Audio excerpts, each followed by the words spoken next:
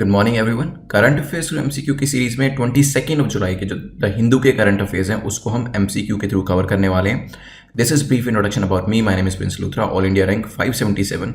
और as usual हम अपने वीडियो की शुरुआत एक कोटेशन के साथ करेंगे। आज हम एक कॉन्सेप्ट को सीखने वाले हैं जो कि मुझे काफ़ी पसंद आया। अगर मुझे इस चीज़ के बारे में पता होता तो डेफिनेटली मैं अपनी यूपीएससी की प्रिपरेशन में इसको अप्लाई करता। देखिए, this is the concept of power of tiny gains. Tiny gains का यहाँ पे मतलब क्या है?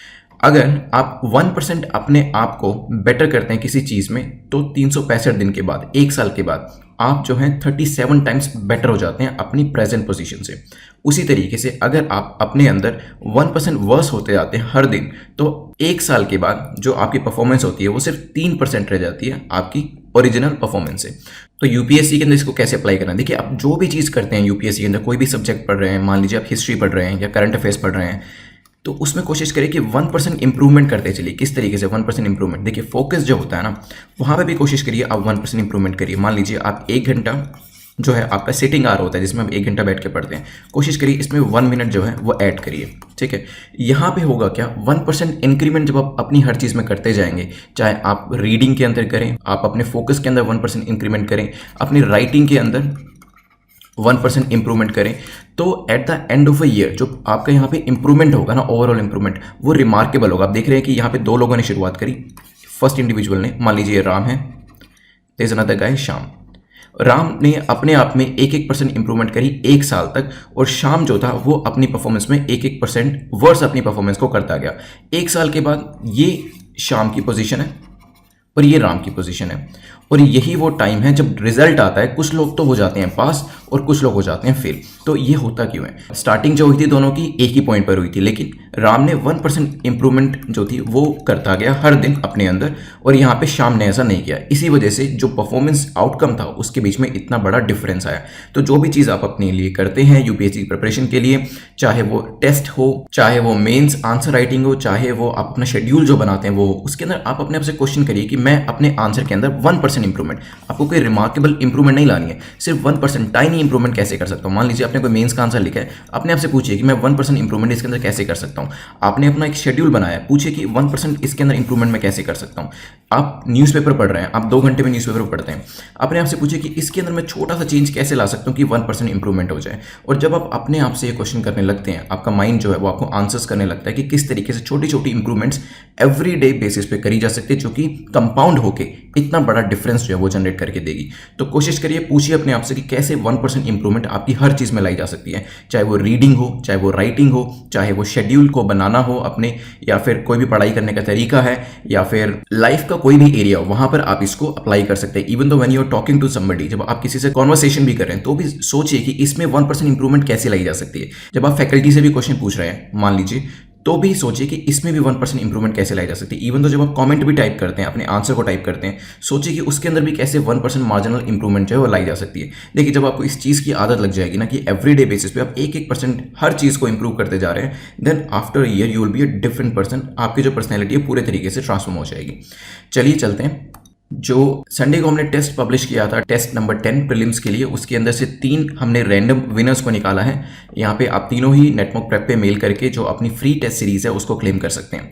आज के जो टॉपिक्स रहेंगे वो कुछ इस तरीके से हैं। Global real estate transparency index के बारे में देखेंगे, दहिंग पटकाई के बारे में देखेंगे, वर्ल्ड हेल्थ ऑर्गेनाइजेशन के बारे में भी एक MCQ है, न्यू कंज्यूमर प्रोटेक्शन एक्ट के ऊपर भी एक MCQ है, बैक्टीरिया के बारे में देखेंगे, बॉर्डर विद कुवैत के बारे में देखेंगे, मोनेटाइजेशन RBI के बारे में देखेंगे, Zoram mega food park, postal ballot system and PASSEX exercise के बारे में देखेंगे। देखिए, एक कमेंट मैंने नीचे पढ़ा था लास्ट वीडियो के अंदर, उसमें कुछ लोगों ने कहा कि जब उनके कुछ क्वेश्चंस इवन मॉक टेस्ट के अंदर भी, लेट्स से कि उनके 10 कंसेक्यूटिव क्वेश्चन जो थे वो गलत हो गए, उसके बाद उन्होंने टेस्ट करना छोड़ दिया।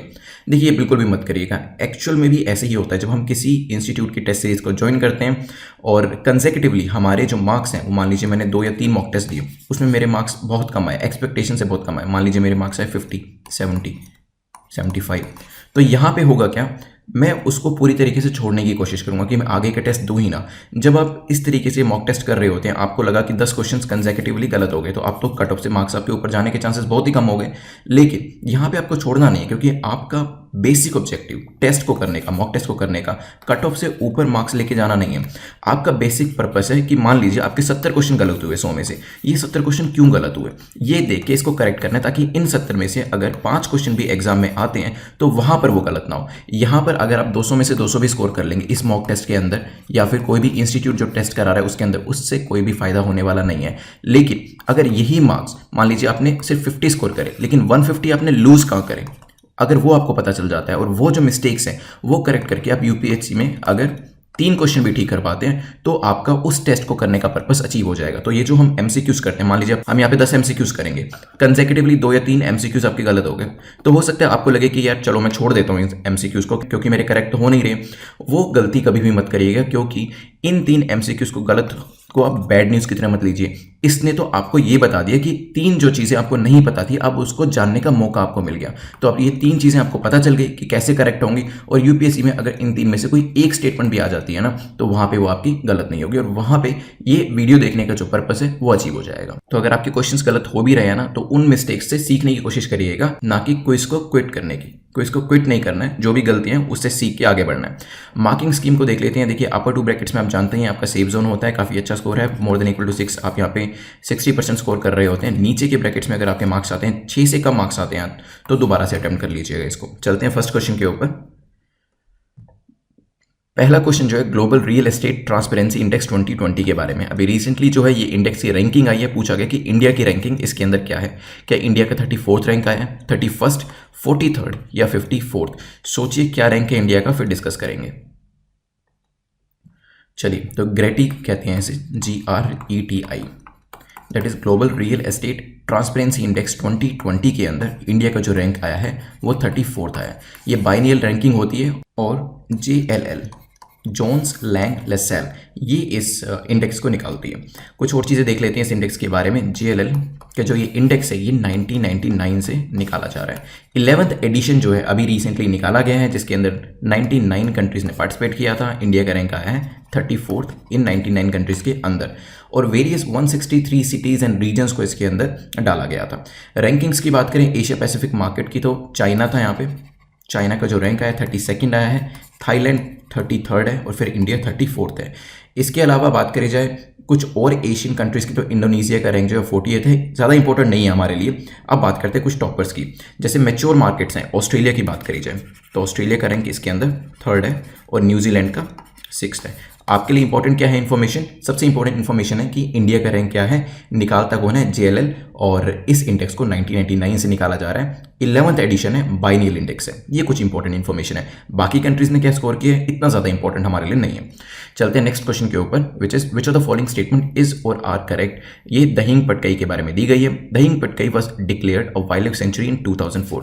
तो आपको करेक्ट स्टेटमेंट बतानी है दहिंग पटकई के बारे में, और कहा गया है कि दहिंग पटकई जो है इसको एक वाइल्ड लाइफ सेंचुरी डिक्लेयर किया गया था 2004 के अंदर। हो सकता है it is located in lower Assam, ये लोअर असम में लोकेट करता है। देखिए इसके बारे में अभी कुछ दिन पहले भी हमने क्वेश्चन डिस्कस किया था। ये कुछ नई स्टेटमेंट्स हैं उनसे अलग। अगर आपने वो क्वेश्चन देखा था हो सकता है थोड़ी हेल्प मिल जाए। नेवरदलेस सोचिए क्या आंसर होगा, फिर डिस्कस करते हैं इसको। चलिए, कुछ दिन पहले जब हमने इस क्वेश्चन को MCQ को डिस्कस किया था तो वहाँ पे एक न्यूज़ थी कि जो ये वाइल्ड लाइफ सेंचुरी है इसको हम नेशनल पार्क में बदलने वाले हैं, ठीक है। और मैंने वहाँ से आपसे पूछा भी था कि दोनों के बीच में डिफरेंस क्या होता है। चलिए देख लेते हैं अभी इसकी लोकेशन। मैंने आपको तभी बताया था तिनसुकिया डिस्ट्रिक्ट के पास पड़ता है ये। तो ये है दहिंग पटकई, जो कि एलिफेंट रिजर्व में एक छोटा सा रीजन है, 112 स्क्वायर किलोमीटर के आसपास का है, ज़्यादा बड़ा भी नहीं है। यहाँ पे बात करी जाए, आप देख ही रहे हैं कि असम के अंदर ये अपर असम में लोकेट करता है, ठीक है। So it is not in the lower Assam, upper Assam region के अंदर है। कुछ और फैक्ट्स देखेंगे, बट पहले क्वेश्चन के ऊपर आते हैं। तो यहाँ पे दहिंग पटकई को क्या वाइल्ड लाइफ सेंचुरी डिक्लेयर किया गया था 2004 के अंदर। तो यस, पहली स्टेटमेंट आपकी बिल्कुल ठीक है, लेकिन जो ये रीजन है ये लोअर असम में नहीं आता है, इट कम्स अंडर अपर असम। डिब्रूगढ़, तिनसुकिया, शिवसागर, ये जो रीजन है वहाँ पे ये स्प्रेड किया हुआ है। अब देखते हैं नेशनल पार्क के कुछ कैरेक्टरिस्टिक्स। तो इससे होगा क्या, देखिए दहिंग पटकई जब एक नेशनल पार्क बन जाएगा तो यहाँ पे इसकी इंपॉर्टेंस जो है वो इंक्रीज हो जाएगी। आप लोगों ने कमेंट में भी बताया था कि जो विजिलेंस है वो इंक्रीज हो जाएगी। एट द सेम टाइम जो वाइल्ड लाइफ सेंचुरी होती है, सम ह्यूमन एक्टिविटीज़ जो है वहाँ पर अलाउ होती है, ठीक है। लेकिन जब हम नेशनल पार्क की बात करते हैं तो ह्यूमन एक्टिविटी वहाँ पूरे तरीके से खत्म कर दी जाती है, बैन कर दी जाती है। कंप्लीट प्रोटेक्शन जो है वो दिया जाता है नेशनल पार्क को। तो इसी वजह से कंप्लीट प्रोटेक्शन देने के लिए ये सब कदम उठाए जा रहे हैं। तो Dehing Patkai will be the 6th national park, Assam का 6th नेशनल पार्क होगा। बाकी कौन से हैं मैं आपको कुछ बता देता हूँ, जैसे एक है काजीरंगा, दूसरा है नामेरी, देन है मानस, मानस नेशनल पार्क भी असम के अंदर है, ओरांग, ये सारे हमने लास्ट टाइम उसके एक फोटो के अंदर देखे थे। देन है डिब्रू सिखोवा। तो ये 6 ऐसे नेशनल पार्क हैं जो कि असम में लोकेट करते हैं। वाइल्ड लाइफ सेंचुरी आपको पता है कि प्रोटेक्टेड एरियाज होते हैं, लेकिन कुछ कुछ एक्टिविटीज़ जो हैं, ह्यूमन एक्टिविटीज़, ह्यूमन इंटरफेरेंस उसके अंदर अलाउ होता है। लेकिन अगर हम नेशनल पार्क की बात करते हैं तो पूरे तरीके से प्रोटेक्शन जो है उनको प्रोवाइड करी जाती है। तो यहाँ पे आपको अब इसके बारे में पता चल गया कौन कौन से नेशनल पार्क हैं असम के अंदर, और दिहांग पटकाई की जो लोकेशन है अपर असम के अंदर वो भी पता चल गई। कौन कौन से जो रीजन है इसके अंदर कवर होते हैं वो भी, तिनसुकिया, डिब्रूगढ़ और शिवसागर, वो भी आपको पता चल गए। चलते हैं नेक्स्ट क्वेश्चन के ऊपर, which is question number 3। Which of the following country has recently notified United Nation to withdraw from World Health Organization. तो कौन सी ऐसी कंट्री है जिसने अभी नोटिफाई किया है कि वो वर्ल्ड हेल्थ ऑर्गेनाइजेशन से विड्रॉ कर रही है? इसका आंसर भी अगर आपको पता हो कि कुछ दिन पहले हमने एक क्वेश्चन डिस्कस किया था, उसकी एक्सप्लेनेशन के अंदर कहीं ना कहीं डिस्कस किया था। तो क्या ये यूएस है, चाइना है, यूके है, रशिया है? सोचिए क्या आंसर होगा, फिर डिस्कस करेंगे इसको। चलिए देखिए, आपको पता ही है कि यूनाइटेड स्टेट्स ने, जो कि एक one of the biggest contributor है डब्ल्यूएचओ का, उसने कहा था डब्ल्यूएचओ को, देखिए कि आप चाइना की साइड ले रहे हैं। किस तरीके से? एक तो चाइना ने कोविड के लिए पूरे देश को बताया ही नहीं, अपने देश को भी नहीं बताया, बाकी कंट्रीज को भी नहीं बताया कि इस तरीके का जो वायरस है वो डेडली हो सकता है पूरे के पूरे वर्ल्ड के लिए, और इस इंफॉर्मेशन को उन्होंने छुपा के रखा। इनकी वजह से पूरा वर्ल्ड सफ़र कर रहा है और आप अभी भी इनकी तारीफ कर रहे हैं। तो ये कहीं ना कहीं हमें बताता है कि आप पार्शल हैं अपनी अप्रोच के अंदर, जो कि यूनाइटेड स्टेट्स ने कहा है, अकॉर्डिंग टू मी बिल्कुल सही कहा है। इसी वजह से यूनाइटेड स्टेट्स ने डब्ल्यूएचओ को थ्रेट किया था, एक तरीके से वार्निंग दी थी कि देखिए अगर आप इस तरीके से पार्शल रहेंगे तो हो सकता है आगे आने वाले टाइम में हम अपनी जो फंडिंग है वो आपके यहाँ से निकाल लें और हम अपने आप को विड्रॉ कर लें। और यहाँ पे इसी स्टेटमेंट को इम्प्लीमेंट करते हुए ट्रम्प गवर्नमेंट ने नोटिफिकेशन निकाला है कि वो वर्ल्ड हेल्थ ऑर्गेनाइजेशन से विड्रॉ कर रहे हैं। तो यहाँ पे आंसर होगा ए। और आपको बैकग्राउंड भी इसका पता है, न्यूज़ आप देख ही रहे हैं। तो इसकी जो रीज़न है वो चाइना है और यूनाइटेड स्टेट्स ने यहाँ पे ये अपना जो एक स्टेटमेंट दिया था उसको इम्प्लीमेंट कर दिया। चलिए कुछ और चीज़ें देखते हैं। देखिए डब्ल्यूएचओ क्योंकि एक ग्लोबल लेवल की ऑर्गेनाइजेशन है तो इनकी रिस्पॉन्सिबिलिटी भी जो है वो काफ़ी ज़्यादा हो जाती है। अप्रैल 2020 के अंदर ही जो ट्रम्प एडमिनिस्ट्रेशन थी उसने फंडिंग जो थी डब्ल्यूएचओ की बंद कर दी थी, for the very same reason कि आप जो है अपनी अप्रोच में पार्शियल है। इवन दो चाइना जो है पूरे वर्ल्ड मिसलीड कर रहा है क्योंकि गलत तरीके का डेटा शो कर रहा है, वायरस से रिलेटेड इन्फॉर्मेशन नहीं दे रहा है, फिर भी आप उनकी साइड कर रहे हैं। ठीक है, तो ट्रम्प एडमिनिस्ट्रेशन का यही कहना है कि आपने पूरे वर्ल्ड को मिसलीड किया है, इसलिए जो हम आपके बिगेस्ट कॉन्ट्रीब्यूटर हैं $450 मिलियन पर एनम कंट्रीब्यूट करते हैं, आपसे ऐसा नहीं किया जाएगा। चाइनीज़ आपको $40 मिलियन देते हैं पर एनम, आप उन्हीं से पैसा लीजिए, हम आपको पैसा नहीं देंगे। एक और चीज़ जानने वाली ये है कि यूनाइटेड स्टेट्स जो है वो डब्ल्यूएचओ का पार्टनर था सिंस 1948। इतनी पुरानी पार्टनरशिप जो थी उसको खत्म कर दिया गया है। तो काफ़ी इंपॉर्टेंट ये क्वेश्चन बन सकता है मेंस के लिए भी कि वर्ल्ड हेल्थ ऑर्गेनाइजेशन या दूसरी ग्लोबल लेवल ऑर्गेनाइजेशंस का क्या रोल होना चाहिए।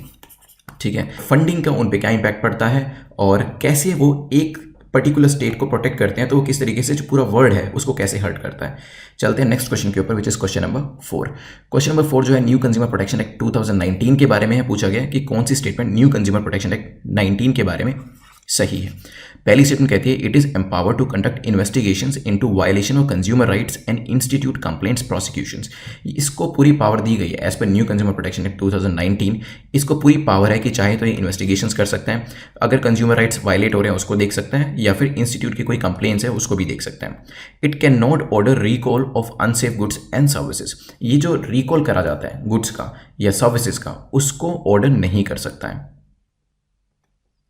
थर्ड स्टेटमेंट देखते हैं, it can impose penalties on manufacturers, endorsers, publishers of misleading advertisement. अगर कोई भी पब्लिशर, एंडोर्सर या फिर कोई भी मैन्युफैक्चरर मिसलीडिंग एडवर्टीजमेंट करता है तो वहां पर पेनल्टीज जो है वो लगाई जा सकती हैं। सोचिए क्या आंसर होगा, फिर इसको डिस्कस करेंगे। चलिए देखिए, 2 दिन पहले ही जो न्यू कंज्यूमर प्रोटेक्शन एक्ट 2019 है वो फोर्स में आया है और यहाँ पर कंज्यूमर्स को सेंटर में रखा गया है। कंज्यूमर्स को किस तरीके से प्रोटेक्ट किया जा सकता है ऑनलाइन प्रोडक्ट्स के लिए, ऑफलाइन प्रोडक्ट्स के लिए, इसके बारे में काफ़ी सारे प्रोविजंस इसमें दिए गए हैं।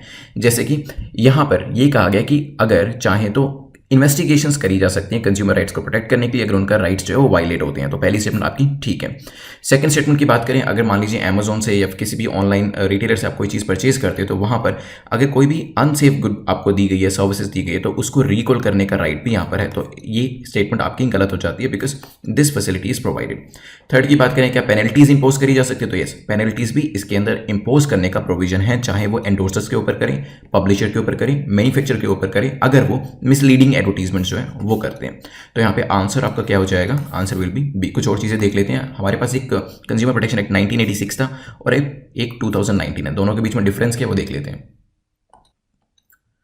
चलिए, तो पूरे के पूरे प्रोविजंस जो है वो कंज्यूमर्स को ध्यान में रख के बनाए गए हैं और हमारी लाइफ को इजी बनाने के लिए, हमें जो है फैसिलिटीज़ देने के लिए बनाए गए हैं। जैसे कि पहले 1986 का अगर टाइम देखिए तो वहाँ पे कोई भी रेगुलेटर नहीं हुआ करता था, लेकिन अभी रिसेंटली जो नए रूल्स बनाए गए हैं इसके हिसाब से एक नए रेगुलेटर को, जिसका नाम है सेंट्रल कंज्यूमर प्रोटेक्शन अथॉरिटी, उसको बनाने की बात करी गई है। देन पहले क्या होता था, आप कंप्लेन करते थे, लेकिन जहाँ पे सेलर रिसाइड करता था वहीं पे ही आपको केस जो था वो डालना पड़ता था। लेकिन अभी क्या है, आप अपनी जगह पे, मतलब जहाँ पे जो रिसीवर है दैट इज यू कंप्लेनेंट, अपने ही एरिया के अंदर, अपने ही कंज्यूमर कोर्ट के अंदर आप केस को डालेंगे। तो आपको ज़्यादा मूव करने की जरूरत नहीं है, आपको ये भी एक प्रिविलेज दी गई है।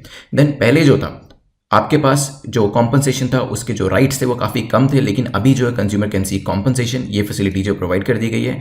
इवन जो आपकी मॉनेटरी लिमिट है वो भी इंक्रीज कर दी गई है। जैसे कि डिस्ट्रिक्ट के अंदर पहले 20 लाख तक के केसेस को डील किया जाता था, स्टेट जुरिस्डिक्शन के अंदर 20 लाख से 1 करोड़, एंड देन ऊपर के लेवल पे फिर 1 करोड़ तक जाते थे। लेकिन यहाँ पे जो मेजोरिटी ऑफ केसेस होंगे 1 करोड़ तक के, वो डिस्ट्रिक्ट लेवल पे ही डील कर लिए जाएंगे। इसके अलावा बात करी जाए, नेक्स्ट प्रोविजन जो है वो बात करता है कि ये जो सारे रूल्स हैं, पहले ऐसा कोई प्रोविजन नहीं था क्योंकि डायरेक्ट सेलिंग, ई सेलिंग होती नहीं थी, ई मार्केटिंग थी नहीं, ई कॉमर्स थी नहीं। तो यहाँ पे ई कॉमर्स भी आ चुका है और जो मेजर रोल सेलिंग के अंदर है वो आपका ई कॉमर्स प्ले कर रहा है, इसी वजह से उनको भी इसके अंदर इंक्लूड किया गया है। पहले मीडिएशन का कोई यहाँ पे लीगल प्रोविजन नहीं था, बट अब यहाँ पे मीडिएशन के भी प्रोविजंस डाल दिए गए हैं। न्यू एक्ट जो है बेसिकली कंज्यूमर को ध्यान में रख के बनाया गया, आपको मिनिमम टाइम में जो जस्टिस है वो प्रोवाइड करने की बात करी गई है। सिंगल पॉइंट एक्सेस आपको दिया जाएगा और आपके लिए बिल्कुल भी टाइम कंज्यूमिंग एक्सरसाइज नहीं रहने वाली है। ओल्ड एक्ट में क्या था, 3 टायर सिस्टम होता था, उसमें बहुत ज़्यादा टाइम लगता था, आपको जहाँ पे सेलर लोकेट करता है वहाँ पे जाना पड़ता था, कंप्लेन को रजिस्टर करने में भी बहुत टाइम लगता था और रिड्रेसल के अंदर तो बहुत ही ज़्यादा टाइम लगता था, और वही चीज़ डिस्करेज करती थी कंज्यूमर को ये सब स्टेप्स लेने के लिए। क्वेश्चन नंबर 5 को देखते हैं, which of the following statement is और आर करेक्ट। तो 3 स्टेटमेंट्स दे रखे हैं, आपको करेक्ट बताना है। प्लेग के बारे में 3 स्टेटमेंट है। पहली कहती है plague is an infectious disease caused bye.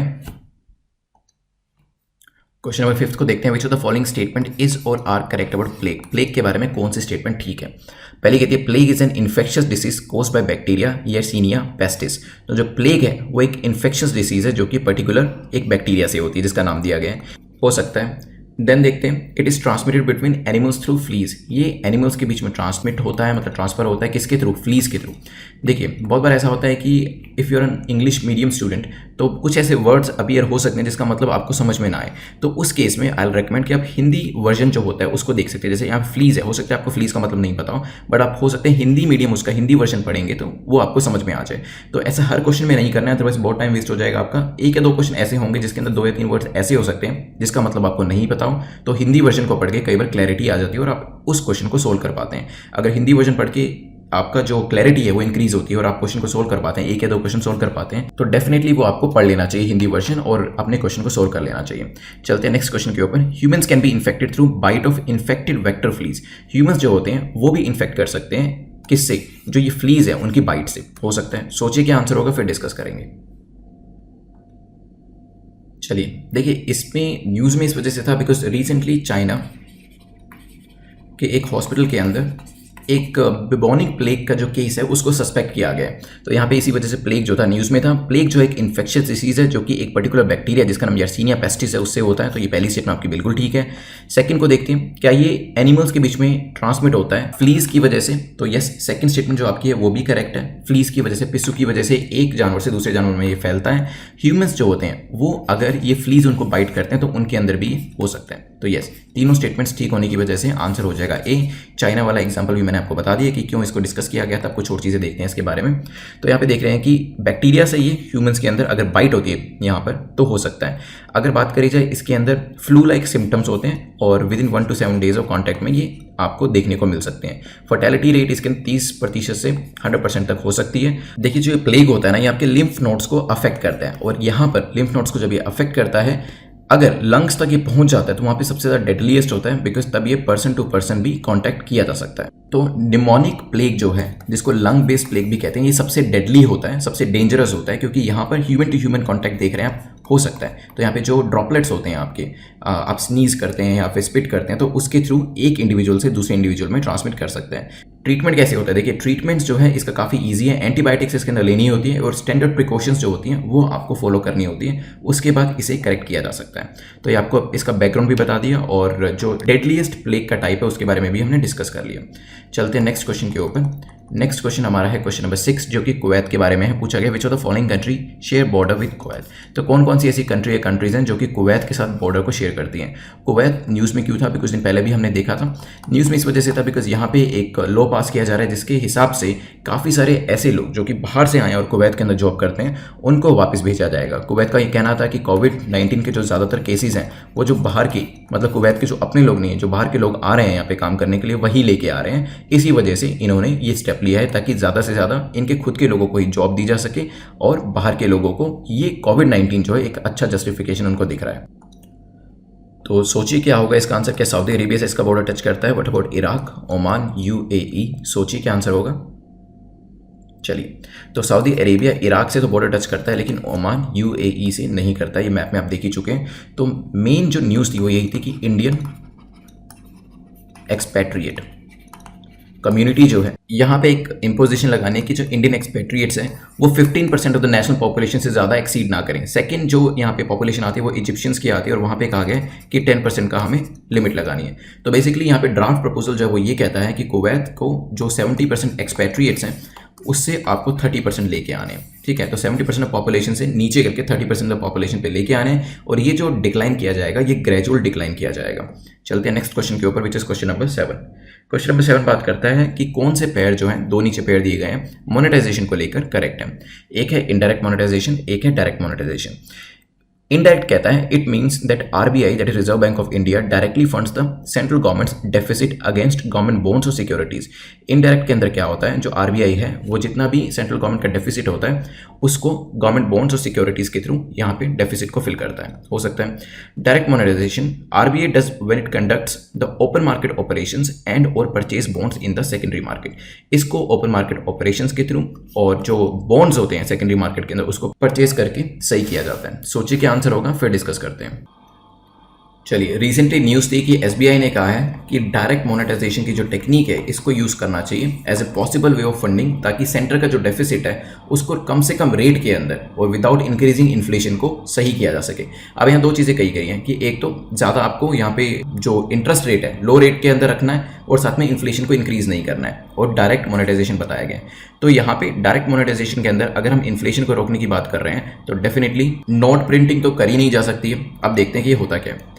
Date mount कर रहे हैं सेंट्रल गवर्नमेंट का, इस वजह से ये टेक्निक बताई गई है। डायरेक्ट मोनेटाइजेशन क्या होता है, जो कि एसबीआई ने रेकमेंड किया है, इसमें आरबीआई जो है सेंट्रल गवर्नमेंट का जो भी डेफिसिट होता है उसको डायरेक्टली फंड करता है गवर्नमेंट बॉन्ड्स और सिक्योरिटी के अगेंस्ट में। ठीक है, इनडायरेक्ट के अंदर क्या होता है, इसके अंदर आरबीआई ओपन मार्केट ऑपरेशंस करता है, इसके साथ साथ बॉन्ड्स को परचेज कर सकता है सेकेंडरी मार्केट से। तो जो यहाँ पे स्ट्रेटजी बताई गई है एसबीआई के द्वारा डायरेक्ट मोनेटाइजेशन की, उसके अंतर्गत क्या करेगा आरबीआई उसके अंतर्गत जो है सेंट्रल गवर्नमेंट का डेफिसिट उनके गवर्नमेंट बॉन्ड्स और सिक्योरिटी को परचेज करके और उसके बदले में उनको पैसा देके करेगा। यहाँ पे जो दोनों ही पेयर थे दोनों ही इनकरेक्ट है, क्योंकि दोनों की एक्सप्लेनेशन एक दूसरे के साथ मैच नहीं कर रही है। लेकिन आरबीआई का तरीका क्या होगा, आरबीआई सेंट्रल गवर्नमेंट का जो डेफिसिट है उसको फिल करने के लिए उनकी जो सिक्योरिटीज़ होती हैं, जो यहाँ पे बॉन्ड्स हैं, उसको परचेज कर लेगा, पैसा दे देगा, यहाँ पे जो डेफिसिट है वो फिल हो जाएगा और थोड़े टाइम के बाद सेंट्रल गवर्नमेंट अपने बॉन्ड्स एंड सिक्योरिटीज़ को आरबीआई के साथ वापस परचेज कर लेगा। तो यहाँ पे जो हमारा आंसर था वो था डी, क्योंकि दोनों ही स्टेटमेंट्स इनकरेक्ट हैं।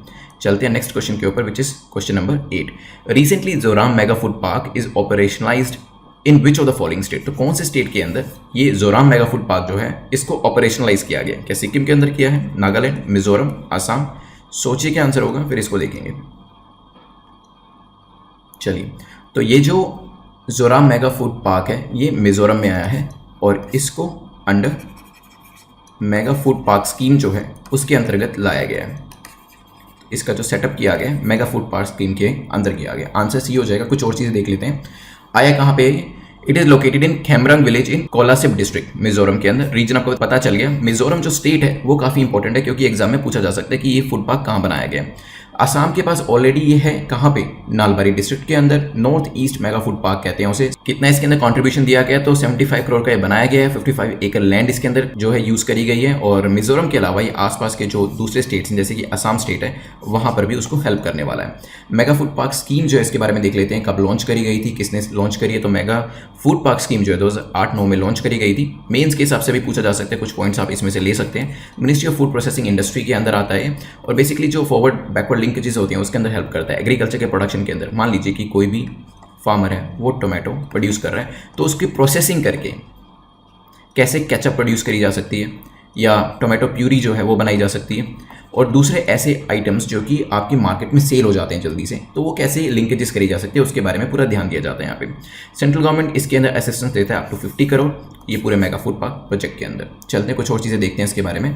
देखिए जो एंटायर मॉडल है काफ़ी सिंपल सा है। इंडिविजुअल फार्मर्स होते हैं, ठीक है, यहाँ पे सेल्फ हेल्प ग्रुप्स होते हैं और फार्मर ग्रुप्स होते हैं। वो चाहे तो डायरेक्टली ही मेगा फूड पार्क को सेल कर सकते हैं। किस तरीके से, उनके कुछ फील्ड कलेक्शन सेंटर्स बने होते हैं। फील्ड कलेक्शन सेंटर्स पे वो जाके दे देते हैं अपने प्रोडक्ट्स को, और यहाँ पे फर्दर जो है field collection centres, primary processing centres को अपना जो ये सामान होता है ये देते हैं। प्राइमरी प्रोसेसिंग सेंटर के अंदर क्या क्या चीज़ें करी जाती हैं, अगर कूल करने की ज़रूरत है उस प्रोडक्ट को, ग्रेडिंग करने की ज़रूरत है तो वो करी जाती है, सोर्ट किया जाता है उसकी क्वालिटी के हिसाब से, वैक्सिंग पैकिंग करी जाती है, या फिर टेम्परेरी स्टोरेज के लिए। अदरवाइज क्या होता है कि पेरिशेबल आइटम्स होती हैं वो खराब हो सकती हैं, इसके हिसाब से उनको यहाँ पे सारी जो फैसिलिटी है वो प्रोवाइड करी जाती है। पीपीसी जो है फाइनली सीपीसी में अपने प्रोडक्ट्स को भेज देती है, जिसे मेगा फूड पार्क कहते हैं। और यहाँ पे कुछ ऐसे प्रोडक्ट्स होते हैं जो कि फ्रेश प्रोडक्ट्स होते हैं, डायरेक्टली उनको सेल करना होता है तो वो रिटेल सेल के लिए दे दिए जाते हैं। लेकिन कुछ ऐसे प्रोडक्ट होते हैं, जैसे मैंने आपको टोमेटो का एग्जाम्पल दिया था, जिसके अंदर वैल्यू एडिशन करना होता है, वैल्यू एडिशन करके उसे केचप में कन्वर्ट करना होता है, या फिर फ्रूट्स को आप जैम में कन्वर्ट कर सकते हैं। तो ये सारी चीज़ें जो है वो भी यहाँ पे करी जाती हैं। तो ये पूरा सिंपल सा मॉडल है जिसके थ्रू फार्मर्स को और जो फार्मर्स ग्रुप्स होते हैं उनको हेल्प मिल सकती है। चलते हैं नेक्स्ट क्वेश्चन के ऊपर, विच इज क्वेश्चन नंबर 9। यहाँ पे पोस्टल बैलेट की बात करी जा रही है कि पोस्टल बैलेट सिस्टम के बारे में 3 स्टेटमेंट्स हैं, वन बाय वन देखेंगे कौन सी करेक्ट है। Ballot papers are distributed electronically to electors. इसके अंदर जो इलेक्टर्स होते हैं उनको बैलेट पेपर इलेक्ट्रॉनिकली दिए जाते हैं, हो सकता है they are return to the election office via post, उनको वापस पोस्ट के थ्रू दिया जाता है, ये भी हो सकता है। Voters above 90 years of age are eligible for postal ballot. जो 90 ईयर्स से ज़्यादा आयु के जो वोटर्स हैं वो इसके लिए एलिजिबल होते हैं। सोचिए क्या आंसर होगा, फिर इसको डिस्कस करते हैं। चलिए, रिसेंटली बिहार असेंबली में जो इलेक्शंस होने वाले हैं उसमें ये कहा गया था कि सिर्फ 65 ईयर्स ऑफ एज या इससे ज़्यादा के जो इलेक्टर्स हैं उनके लिए पोस्टल बैलेट को यूज़ नहीं किया जाएगा, क्योंकि उनको ऐसा लग रहा है कि अभी लॉजिस्टिकल इश्यूज़ काफ़ी ज़्यादा है, कोविड की वजह से भी, अदरवाइज भी। तो इन चैलेंजेस की वजह से ये फैसिलिटी 65 या इससे बड़ी आयु के लोगों को पोस्टल बैलेट की फैसिलिटी नहीं प्रोवाइड करी जाएगी। चलिए ठीक है, अब बात करते हैं अपने बैलेट सिस्टम के बारे में, पोस्टल बैलेट सिस्टम के बारे में। देखिए इसमें होता क्या है, जो पोस्टल बैलेट होता है ये भेजा तो इलेक्ट्रॉनिकली जाता है, ठीक है, लेकिन रिटर्न इसको किस वे में किया जाता है, वाया पोस्ट। ठीक है, तो पहली और दूसरी स्टेटमेंट आपकी ठीक हो गई। ऐसा नहीं है कि इलेक्ट्रॉनिकली ही इसे भेजा जाता है और वापस भी इलेक्ट्रॉनिकली आता है, नहीं, तो इसे वापस पोस्ट के थ्रू भेजा जाता है। अब बात करते हैं कि कौन से वोटर्स इसमें एलिजिबल होते हैं। देखिए 80 ईयर्स या इससे बड़ी आयु के जो लोग होते हैं वो इसके अंदर एलिजिबल होते हैं। तीसरी स्टेटमेंट इस वजह से आपकी गलत हो जाती है। आंसर आपका क्या हो जाएगा, बी। कुछ और इसमें एलिजिबिलिटी देख लेते हैं, किन किन लोगों के लिए हम ये फैसिलिटी यूज़ करते हैं कि इलेक्ट्रॉनिकली उनको भेजें और वो वापस हमें पोस्ट से भेजें। ऐसे लोग जैसे आर्म पर्सनल हैं जो वोट देने के लिए नहीं आ सकते हैं, गवर्नमेंट सर्वेंट्स हैं जो कि बाहर अब्रॉड के अंदर पोस्टेड हैं, वोट तो उनको भी देना है, तो ऐसे लोगों के पास इलेक्ट्रॉनिकली भेजा जाता है और पोस्ट करके वो वापस देते हैं। ऐसे वोटर्स जो कि इलेक्शन ड्यूटी में उनकी ड्यूटी लगी हुई है, तो वो लोग भी कैसे करते हैं, वो इलेक्ट्रॉनिकली भेजते हैं और वापस पोस्ट के थ्रू उनको मिल जाता है। 80 ईयर्स ऑफ एज के जो लोग हैं, पर्सन विद डिसेबिलिटी हैं, उनके लिए भी ये फैसिलिटी दी गई है। और वोटर्स अंडर प्रिवेंटिव डिटेंशन, आपको पता है ये पॉलिटी में हमने पढ़ा है। प्रिवेंटिव डिटेंशन क्या है, आप मुझे कमेंट सेक्शन में बताइएगा, ठीक है। तो इनके लिए हमने एलिजिबिलिटी क्राइटेरिया रखा है और ये जो है as per representation of people act 1951 के सेक्शन 60 के हिसाब से किया गया है। तो ध्यान रखिएगा यहाँ पे जो एज है उस फैक्टर को भी और कौन कौन से लोग एलिजिबल होते हैं वो भी। देन हमने देखा था पास एक्सरसाइज के ऊपर एक क्वेश्चन बनाया था कि ये जो पास एक्सरसाइज है ये हमने रिसेंटली, अभी बिल्कुल रिसेंटली किस कंट्री के साथ कंडक्ट करी है। क्या ये कनाडा के साथ करी है, यूएस, रशिया, ऑस्ट्रेलिया? सोचिए क्या इसका आंसर होगा, फिर डिस्कस करेंगे। चलिए, पैसेज एक्सरसाइज की एक खासियत ये है कि ये प्री प्लान नहीं होती। जब भी अपॉर्चुनिटी मिलती है दो कंट्रीज जो आपस में मिलकर इसको कर सकती हैं। ऑलरेडी हम ये जापान की नेवी के साथ कर चुके हैं और साथ में ही फ्रेंच नेवी के साथ भी कंडक्ट कर चुके हैं। अभी रिसेंटली जो था हमने यूएस नेवी के साथ कंडक्ट करी है। आपको पता है साउथ चाइना सी में जो चाइना है वो अपना जो इन्फ्लुएंस है इंक्रीज करता जा रहा है, इवन इंडियन ओशन के अंदर भी वो अपनी बुरी नज़र लगाए हुए है। तो इस वजह से ये जो पैसेक्स एक्सरसाइज है वो करी गई है यूएस के साथ। इसके अंदर जो हमारे यहाँ से फ्लीट्स गई थी वो INS शिवालिक, सायद्री एंड कमोरता थी, INS राणा भी गई थी। और यहाँ पे बेसिक जो फोकस दिया गया था वो ट्रेनिंग पे और इंटर ऑपरेबिलिटी पे किया गया था। यूएस की तरफ से USS निमित्ज ने पार्टिसिपेट किया था जो कि वहाँ का लार्जेस्ट एयरक्राफ्ट कैरियर है। इंडियन नेवी जो है वो काफ़ी इंडियन ओशन रीजन को प्रोटेक्ट करना चाहती है और यहाँ पे जो चाइनीज़ प्रेजेंस है उसको काउंटर करने के लिए भी टाइम टू टाइम एक्सरसाइज करना ज़रूरी होता है। 2017 से ही चाइना जो है वो वेरियस एक्सरसाइज जो यहाँ पे कर रहा है, अपने जिबूती के अंदर उसने बेस बना रखा है और धीरे धीरे इंडिया को कवर करने की कोशिश कर रहा है, एनसर्कल करने की कोशिश कर रहा है। तो यहाँ पे हमारा जो आंसर था वो था बी, यूएस के साथ हमने ये एक्सरसाइज करी है। चलिए 10 क्वेश्चन हमारे कंप्लीट होते हैं और नेक्स्ट आपका जो क्वेश्चन ऑफ द डे है वो है ब्लैक रॉक। ब्लैक रॉक के बारे में हमने डिस्कस किया था लास्ट वीडियो में, तो बताइएगा विद इन अ लाइन की ब्लैक रॉक क्या था। और अभी हम रिवीजन करेंगे और उसके बाद जो हमारे विनर है लास्ट के हमारे क्विज के उसको डिक्लेयर करेंगे। विद इन 2 मिनट्स में हम इसको कंप्लीट करेंगे, इसको मिस नहीं करना है। तो हमने शुरुआत करी थी global real estate transparency index 2020 से। इसमें जो इंडिया का रैंक है वो 34th आया है। साथ में हमने वेरियस कंट्रीज़ के रैंक देखे थे जो कि ज़्यादा इंपॉर्टेंट हमारे लिए नहीं है, लेकिन 1999 से इस इंडेक्स को लेके आया जा रहा है। 99 कंट्रीज़ ने इसमें पार्टिसिपेट किया था। देन हमने देखा था दहींग पटकाई के बारे में। अब वाइल्ड लाइफ सेंचुरी से इसे नेशनल पार्क बनाया जा रहा है। लोअर असम में नहीं है, ये अपर असम में है। और नेशनल पार्क की खासियत ये होती है कि इसमें काफ़ी प्रोटेक्शन, काफ़ी विजिलेंस प्रोवाइड करी जाती है और इंपॉर्टेंस जो होती है इसकी बढ़ जाती है। देन हमने देखा था वर्ल्ड हेल्थ ऑर्गेनाइजेशन से कौन सी कंट्री जो है वो विड्रॉ कर रही है, तो यूएस विड्रॉ कर रही है। $450 मिलियन जो पर एनम दिए जाते थे वो अब नहीं दिए जाएंगे और कहा है कि आप चाइनीज़ की साइड लेते हैं तो उन्हीं से पैसा लीजिए और उन्हीं के गुणगान करिए, आप हमारी तरफ पैसे के लिए मत आइएगा। देन हमने देखा था इसके बाद न्यू कंज्यूमर प्रोटेक्शन एक्ट 2019, जिसके अंदर कंज्यूमर्स को ध्यान में रख के काफ़ी सारी फैसिलिटीज़ प्रोवाइड करी गई हैं उनको, जैसे कि अब ई-कॉमर्स को भी इसमें इंक्लूड किया गया है। डिस्ट्रिक्ट जो है 1 करोड़ तक के केसेस को देखेगा। कंप्लेनेंट अपनी रहने वाली जगह पर ही इन केसेस को फाइल कर पाएगा और CCPA करके एक अथॉरिटी को फॉर्म किया जाएगा। प्लेग के बारे में, ब्लूबॉनिक प्लेग का एक नया केस जो चाइना के अंदर आया है। यहाँ पर ये जो प्लेग होता है usually human to human transmit नहीं होता है, लेकिन अगर ब्लूबॉनिक प्लेग बन जाता है तो वहाँ पे ह्यूमन टू ह्यूमन ट्रांसमिशन के बारे में भी हमने पढ़ा था। बेसिकली एनिमल्स के बीच में ये फ्लीज के थ्रू जो है ट्रांसमिट होता है और ये फर्टेलिटी रेट इसके 30% से 100% तक रहती है। इसके अंदर एंटीबायोटिक्स देके इसको जो है रोका जा सकता है। इसके बाद हमने डिस्कशन किया था कि कौन सी कंट्री कुवैत के बॉर्डर को टच करती है। कुवैत जो है कोशिश कर रहा है कि 70% से जो इनके यहाँ पे एक्सपेट्रिएट है उसको नंबर को रिड्यूस करके 30% कर दिया जाए। कुवैत को टच करने वाली कंट्रीज़ हैं सऊदी अरेबिया एंड इराक। बाकी जो 2 कंट्रीज़ हैं ओमान और UAE वो टच नहीं करती, ऊपर ईरान भी नहीं करता है। फिर हमने देखा था मोनेटाइजेशन के बारे में। SBI जो है वो कह रहा है कि गवर्नमेंट को डायरेक्ट मोनेटाइजेशन के रूट पे जाना चाहिए। इससे क्या होगा, इन्फ्लेशन भी नहीं पड़ेगा, आपको नई करेंसी भी प्रिंट नहीं करनी पड़ेगी। इसमें बस RBI जो है वो सेंटर के डेफिसिट को उनकी बेसिकली क्या करेगा, जो सिक्योरिटीज़ होती हैं, गवर्नमेंट के बॉन्ड्स होते हैं, उनको परचेज करके पैसा दे देगा और बाद में जो सेंट्रल गवर्नमेंट है वो पैसा रिटर्न करके अपनी सिक्योरिटीज़ को वापस ले लेगा। पहले क्या हुआ करता था, पहले के टाइम में डायरेक्ट मनी को प्रिंट कर लिया जाता था और गवर्नमेंट के डेफिसिट को खत्म कर दिया जाता था, लेकिन सबसे बड़ा नुकसान उसका ये था कि जब आप मनी करेंसी को प्रिंट करते हैं तो इन्फ्लेशन जो है वो कंट्री के अंदर पैदा हो जाता है, वो नहीं करना है। इसी वजह से इस स्टेप को लिया जा रहा है। मैंने इनडायरेक्ट डायरेक्ट मोनेटाइजेशन क्या डिफरेंस है वो भी आपको बता दिया था। फिर हमने देखा था जोराम मेगा फूड पार्क के बारे में। मिजोरम में आ रहा है ये और मेगा फूड पार्क स्कीम के अंदर इसे बनाया जाएगा। आसपास के जो स्टेट्स हैं, असम को भी ये हेल्प करने वाला है। 75 करोड़ का पूरा प्रोजेक्ट है। मेगा फूड पार्क स्कीम के बारे में देखा था 2008-9 में लॉन्च करी गई थी। Ministry of food processing industry के अंदर आता है ये। और हमने इसमें देखा था कि फार्मर्स कैसे अपने प्रोडक्ट को कलेक्टिव सेंटर्स को देते हैं, फिर वो प्राइमरी प्रोसेसिंग सेंटर्स के पास जाता है और फाइनली मेगा फूड पार्क के पास या तो डायरेक्टली रिटेल सेलर्स के पास जाता है या उसको प्रोसेस करके फिर बेचा जाता है। देन हमने देखा था पोस्टल बैलेट के बारे में। यहाँ पे ये जो फैसिलिटी है 80 ईयर से ऊपर के लोगों को दी जाती है और यहाँ पे जो भेजा जाता है ये पोस्टल बैलेट आपका इलेक्ट्रॉनिक फॉर्म में भेजा जाता है, लेकिन वापस पोस्टल फॉर्म में आता है। कुछ और लोग जैसे कि आर्म पर्सनल हैं या फिर ऐसे गवर्नमेंट सर्वेंट्स जो कि बाहर सर्व कर रहे हैं, जिसमें फॉरेन सर्विसेज के लोग हो सकते हैं, जो कि ऐसे लोग इलेक्शन ड्यूटी के ऊपर हैं, उनको ये फैसिलिटी प्रोवाइड करी जाती है। फिर हमने पासेक्स एक्सरसाइज के बारे में देखा था जो रिसेंटली यूएस के साथ कंडक्ट करी गई है और इसमें जो है जापानीज़ नेवी, फ्रेंच नेवी के साथ हम ये एक्सरसाइज पहले ही कर चुके हैं। चाइना को काउंटर करने के लिए किया गया है। हमारे यहाँ से INS शिवालिक, INS राणा ने पार्टिसिपेट किया था। यूएस से USS निमित्ज ने इसमें पार्टिसिपेट किया है। क्वेश्चन आपको बता दिया ब्लैक रॉक के बारे में, आप बता दीजिएगा, इसका कमेंट सेक्शन में आंसर करिएगा। विनर देख लेते हैं लास्ट टाइम के जिन्होंने करेक्ट आंसर किया था। सो राहुल चौधरी ने करेक्ट आंसर किया। आप netmockprep@gmail.com पे बता दीजिएगा कि आपको PDF कौन सी लैंग्वेज में चाहिए। इसके अलावा मार्क्स अपने कमेंट सेक्शन में जरूर लिखिएगा। अगर मोर देन 6 या इक्वल टू 6 मार्क्स हैं देन परफॉर्मेंस अच्छी है, अदरवाइज दोबारा अटेम्प्ट आप कर सकते हैं। टेलीग्राम के ग्रुप पे आपको PDF मिल जाएगी और आप मुझे कांटेक्ट भी कर सकते हैं वहाँ से, कोई भी आपका डाउट है तो। सब्सक्राइब कर लीजिएगा चैनल को और बेल आइकन को प्रेस कर दीजिएगा ताकि नोटिफिकेशंस आपको टाइम टू टाइम मिलते रहें। Thanks for watching this video, have a nice day.